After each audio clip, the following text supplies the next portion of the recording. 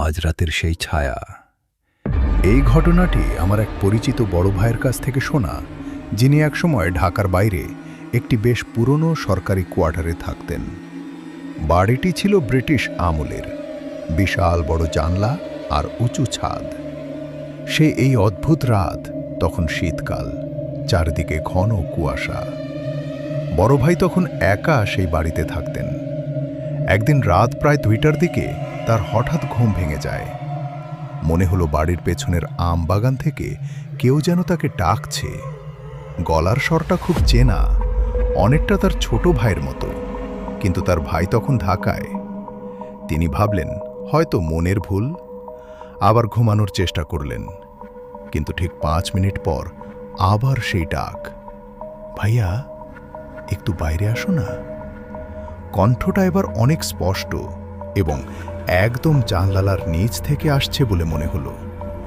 জানলার ওপারের দৃশ্য, কৌতূহল আর হালকা ভয় নিয়ে তিনি জানলার পর্দা সরালেন। বাইরে কুয়াশার চাদরে ঢাকা উঠান, চাঁদের আলোয় আবছা দেখা যাচ্ছে। জানলার ঠিক নিচেই একটি শরীর দাঁড়িয়ে আছে, পরনে সাদা পাঞ্জাবি, হুবহু তার ভাইয়ের মতো দেখতে। কিন্তু একটা জিনিস দেখে তার শিরদাঁড়া দিয়ে হিমস্রোত বয়ে গেল।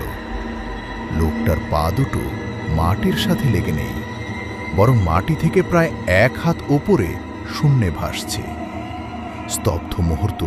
বড় ভাই ভয়ে চিৎকার করতে পারছিলেন না, তার গলা যেন কেউ চিপে ধরেছে। সেই ছায়াটি ধীরে ধীরে জানলার কাচের দিকে তাকাতে শুরু করল। যখন মুখটা সম্পূর্ণ ঘুরল, ভাই দেখলেন সেখানে কোনো চোখ বা নাক নেই, শুধু সমতল চামড়া।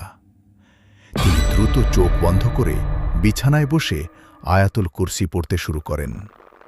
কতক্ষণ এভাবে ছিলেন জানেন না, তবে একসময় বাইরে একটা বিকট শব্দ হলো, যেন বড় কোনো ডাল ভেঙে পড়েছে। সকালে উঠে তিনি দেখলেন জানলার ঠিক নিচে আম গাছের একটি মোটা ডাল পড়ে আছে, কিন্তু অদ্ভুতভাবে ডালটি কাটা হয়েছে কোনো ধারালো অস্ত্র দিয়ে, প্রাকৃতিকভাবে ভাঙেনি। সেই ঘটনার পর তিনি আর এক মুহূর্ত সেই বাড়িতে থাকেননি। এলাকার পুরনো মানুষরা পরে জানিয়েছিল, ওই আমবাগানে একসময় এক তরুণ আত্মহত্যা করেছিল, যার মরদেহ কোনোদিন খুঁজে পাওয়া যায়নি।